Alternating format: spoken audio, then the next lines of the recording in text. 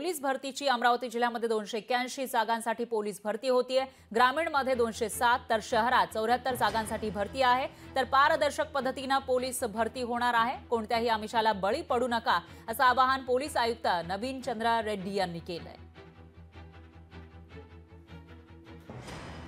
अमरावती शहरात 19 जूनपासून पोलीस भरती सुरू होणार आहे।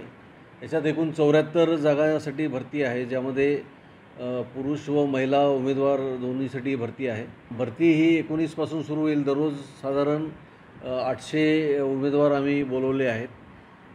पहिले भरतीमध्ये प्रक्रिया अशी राहील की त्यांचे कागद एंट्री जे आहे हे तपासण्यात येईल, हॉल तिकीट, आणि त्यानंतर त्यांची उंची मोजण्यात येईल महिला आणि पुरुष उमेदवारांची, आणि पुरुष उमेदवारांची चेस्टची मोजमाप करण्यात येईल, आणि त्यानंतर फिजिकल टेस्ट सुरू होतील। यामध्ये पावसाळ्यामध्ये कुठल्याही प्रकारचा व्यत्यय येणार नाही याची दक्षता आम्ही घेत आहोत।